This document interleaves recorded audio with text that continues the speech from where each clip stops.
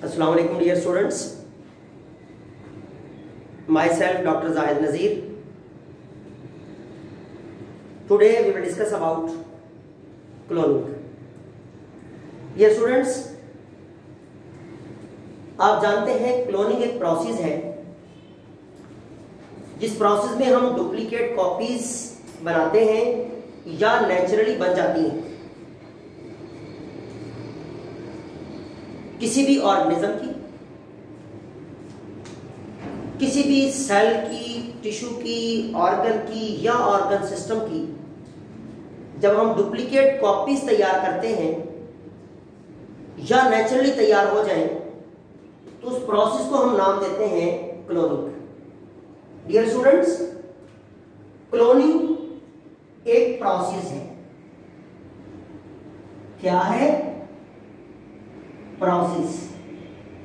लेकिन कौन सा प्रोसेस? जिसमें duplicate copies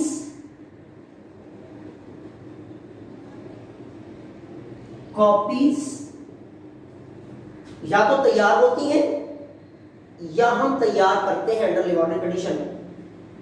copies of DNA molecule of any sort of cell like RBCs, like other bone marrow stem cells, tissues, organ or organism। इसी पे multicellular organism कि जब duplicate copies तैयार होती हैं उस प्रोसेस को हम नाम देते हैं क्लोनिंग, और जो कॉपी बनती है उसे हम नाम देते हैं क्लोन। फॉर एग्जांपल, जैसा कि हम बात कर रहे हैं डीएनए मॉलिक्यूल की, और डीएनए मॉलिक्यूल को हम नाम देते हैं जेनेटिक मटेरियल, क्योंकि हमारी बॉडी में, हमारे सेल में जितनी भी जेनेटिक इंफॉर्मेशन स्टोर होती है और ट्रांसफर होती है फ्रॉम पेरेंट्स टू ऑफस्प्रिंग, उसे डीएनए मॉलिक्यूल ट्रांसफर करता है और स्टोर करता है in the form of specific unit of nucleotides और जीन्स की फॉर्म में। जैसा कि ये हमारे पास पेरेंट डीएनए मॉलिक्यूल है, this is parent DNA duplex, DNA duplex, लेकिन this is P for parent. अब हम इससे जब न्यू कॉपी तैयार करते हैं, that must be same with same type of nucleotides, with same type of genes, that is called daughter DNA, D for daughter DNA molecule, and this is called clone। इसे हम क्या नाम देंगे? इसे हम नाम देंगे क्लोन का। तो क्लोन हमारे पास जो प्रोड्यूस होने वाली कॉपी है इसे हम क्लोन कहते हैं। जिस प्रोसेस से प्रोड्यूस हुई इसे हम क्या नाम दिया? क्लोनिंग का। इसी तरह जब हम कोई भी सेल तैयार करते हैं या तैयार होता है नेचुरली, तो इसकी सेम कॉपी डेवलप होगी। इसी तरह टिश्यूज, ऑर्गन या फिर एक मल्टीसेलुलर ऑर्गेनिज्म जब तैयार होता है या किया जाता है तो उस प्रोसेस को हम नाम देते हैं क्लोनिंग। अब ये पेरेंट सेल है, ये डॉटर सेल है, अब ये क्लोन सेल है। इसी तरह clone tissues, clone organ, clone organism. अगर देखा जाए तो हमारे पास जो क्लोनिंग है बेसिकली इसकी दो टाइप्स होती हैं, एक नेचुरल क्लोन और दूसरा आर्टिफिशियल क्लोन। एक कौन सा है? नेचुरल, और दूसरा artificial clone. Natural clone and second artificial clone. Natural clone में जब हम जिक्र करते हैं in case of plants and animals, तो याद रखिएगा इन केस ऑफ प्लांट्स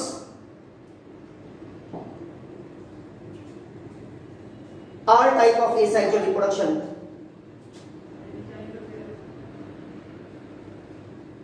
जिसमें हमारे पास sporulation, spore formation,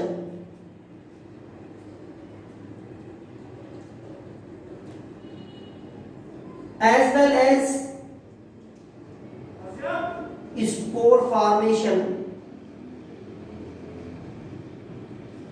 it is also called sporulation, जो फंगस में भी बैक्टीरिया में भी है। ये प्रोसेस या फिर एपोमैक्सिस, दैट इज आल्सो, इसमें भी क्लोन बनता है। Means all type of asexual reproductions. और एनिमल की जब हम बात करते हैं, एनिमल्स की, तो हमारे पास all type of asexual reproduction like fission in bacteria and unicellulars, like fragmentation, like budding, like regeneration, ये सारे प्रोसेस नेचुरली एसेक्सुअल है, क्योंकि हमारे पास क्लोनिंग एक एसेक्सुअल मेथड है, वो नेचुरली हो या आर्टिफिशियल। तो एसेक्सुअल नेचुरल क्लोन में हमारे पास जितनी भी एनिमल्स में आने वाली या पाई जाने वाली एसेक्सुअल रिप्रोडक्शन है, दीज आर एसेक्सुअल रिप्रोडक्शंस। तो याद रखिएगा, एंटिटेस्ट के हवाले से अगर बात करें तो हमारे पास यहां से क्वेश्चन अराइज होता है कि इन केस ऑफ एनिमल्स जो नेचुरल क्लोन है, जितनी भी एसेक्सुअल रिप्रोडक्शन है वो सारी की सारी नेचुरल क्लोन कहलाती है। इसी में अगर हमारे पास बात करें एनिमल्स या ह्यूमन बीइंग के हवाले से, तो याद रखिएगा आइडेंटिकल ट्विंस, आइडेंटिकल ट्विंस, जो हम चैप्टर नंबर 4 में इंटर बायोलॉजी में डिस्कस करते हैं कि आइडेंटिकल ट्विंस जो है ये भी एक नेचुरल क्लोन है। और जब हम थोड़ा सा बात अगर करते हैं आइडेंटिकल ट्विंस की, और सबसे पहले मैं आपसे बात करूं कि ट्विंस वो चाइल्ड्स जिनकी डेवलपमेंट एक साथ हो, जो एक साथ बॉर्न हो, उन्हें जनरली हम ट्विंस कहते हैं।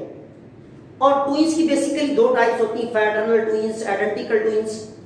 लेकिन जब हम बात करते हैं आइडेंटिकल ट्विंस की, तो आइडेंटिकल ट्विंस में याद रखिएगा कि हमारे पास एक एसेक्सुअल टाइप मेथड आता है और इसे हम नेचुरल क्लोन कहते हैं।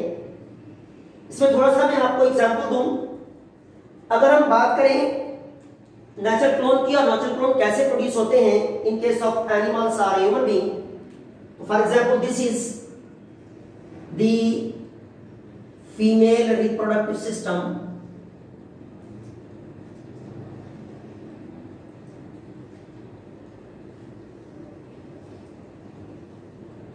female reproductive system, ovary, oviduct, uterus, cervix, vagina। तो डियर स्टूडेंट्स याद रखिएगा, हम बात कर रहे हैं यहां पर नेचुरल क्लोन की। तो ड्यूरिंग नेचुरल क्लोन फीमेल की जो ओवरीज हैं, मींस गोनाड्स हैं, उनमें से एक ही ओवम रिलीज होता है। दो ओवम रिलीज नहीं होते, एक ही ओवम रिलीज होता है। जब ओवम रिलीज होता है और वो ओविडक्ट से फ्लोपिन फनल से ओविडक्ट में आता है और यहां पर प्रोसेस होगा फर्टिलाइजेशन का। जब फर्टिलाइजेशन का प्रोसेस होगा और स्पर्म्स जो है वो भागते हुए तो बहुत सारे जाते हैं ओवम की तरफ, लेकिन और टकराते भी हैं, लेकिन जो जीता वही सुल्तान, क्योंकि जैसे ही एक स्पर्म सेंटर हो जाता है आल कोर्स बंद हो जाएंगे, no sperms will be enter.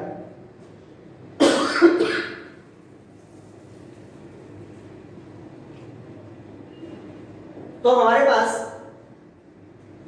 जब ये फर्टिलाइजेशन हो जाएगी ये बन जाएगा जायगोट। अब ये एक जायगोट है। अब जब ये डिवाइड होगा, क्योंकि ह्यूमन बीइंग में देखा जाए या अगर एनिमल्स में मल्टी सेलुलर में देखा जाए तो जायगोट से बहुत सारे सेल बनने हैं, बहुत सारे टिश्यूज बनने हैं, ऑर्गन बनने हैं, ऑर्गन सिस्टम्स बनने हैं। इसलिए याद रखिएगा कि डिवीजन होना लाजमी, और जो डिवीजन होगी वो होगी माइटोसिस। या डिवीजन कौन सी होगी? माइटोसिस। और रिजल्ट में दो सेल बनेंगे, लेकिन वो दो सेल आपस में एक साथ नहीं होंगे, सेपरेट रहेंगे, सेपरेट हो जाएंगे और वो बिहेव करेंगे as a new zygote.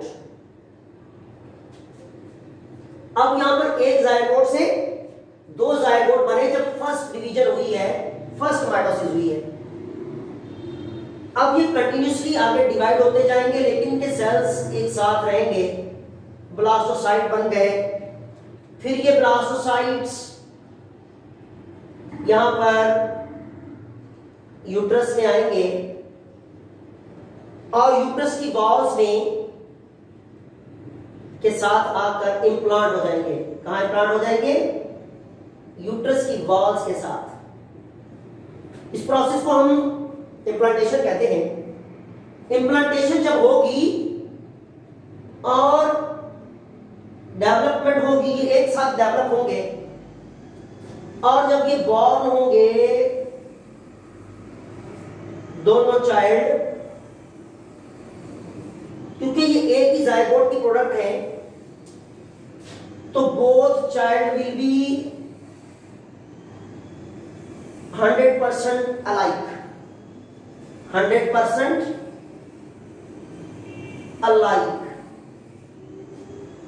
morphologically, physiologically and genetically 100% alike। और इन आइडेंटिकल ट्विंस को हम मोनोजाइगोटिक ट्विंस कहते हैं। क्या कहते हैं? Monozygotic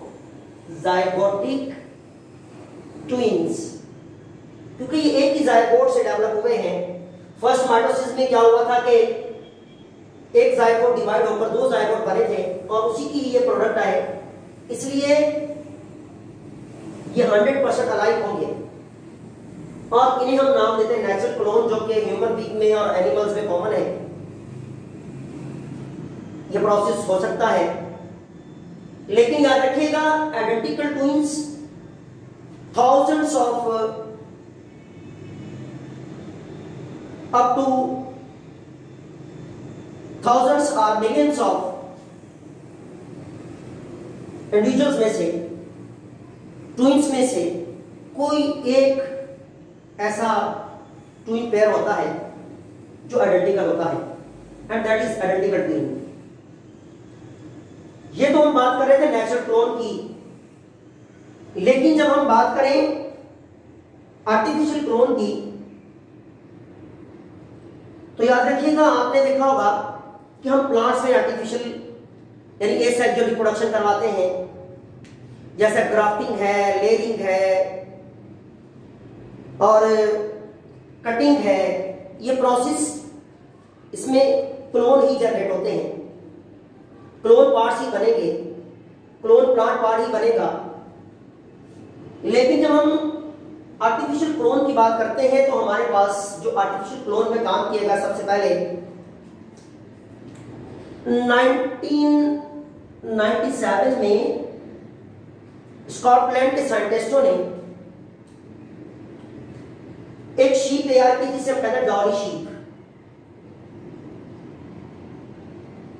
Dolly sheep. साइंटिस्ट कहां से थे? स्कॉटलैंड से। इन्होंने डॉली शीप तैयार की थी जो कि फर्स्ट आर्टिफिशियल क्लोन थी। आजकल अगर हम बात करें तो माइस पे क्लोन हो रहा है, पिग पे क्लोन हो रहा है, शीप, बिफेलो और we can say that cow पे क्लोन किया जा रहा है और बहुत सारे क्लोन्स बनाए जा रहे हैं थ्रू आउट द वर्ल्ड। लेकिन फर्स्ट क्या था? आर्टिफिशियल क्लोन जो थी डॉली शीप। इनमें इन साइंटिस्टों ने 3 शीप्स का इस्तेमाल किया। एक एक्सपेरिमेंट जो था उनका, उसमें 3 शीप यूज हुई।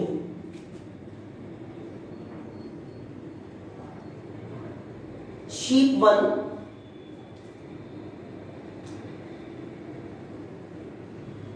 this is for example sheep 2, sheep 2। अब शीप 1 से हमने लिया ओवम।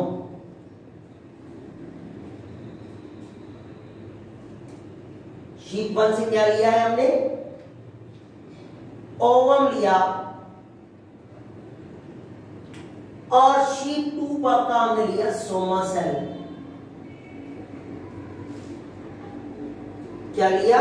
सोमा सेल लिया गया वहां।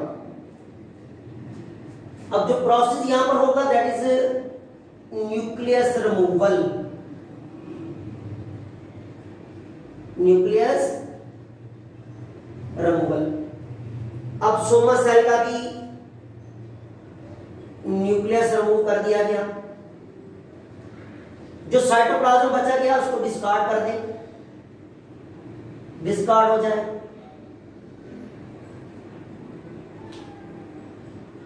ओवम का न्यूक्लियस भी निकाल दिया गया। जो साइटोप्लाज्म बचा उसे यूज किया गया। यहां पर प्रोसेस हुआ implantation, nucleus implantation. Implantation means nucleus implantations, nucleus implantation। जब ये डिप्लॉयड न्यूक्लियस जो कि 2n के साथ है वो हम न्यूक्लियस के साइटोप्लाज्म में डाला गया या डालेंगे तो it will behave as zygote.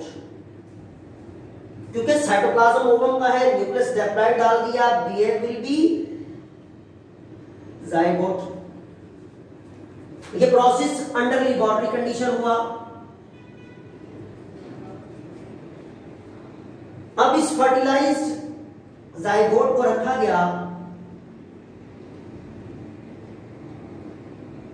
Under laboratory condition specific nutritive medium में और देखा गया कि सेल डिवीजन हो रही है, बहुत सारे ब्लास्टोसाइट बन रहे हैं। अब इस ब्लास्टोसाइट को उठा के इम्प्लांट किया गया शीप नंबर 3 के यूट्रस में। और शीप नंबर 3 के यूट्रस में जब इम्प्लांटेशन की गई इसकी और इस ब्लास्टोसाइट्स जब passing through the developmental period, passing through the developmental process, जब प्रोसेस ऑफ डेवलपमेंट पूरा हुआ, गेस्टेशन पीरियड पूरा हुआ जो कि 6 मंथ का था, जो न्यू प्रोड्यूस होने वाला लैम्ब होगा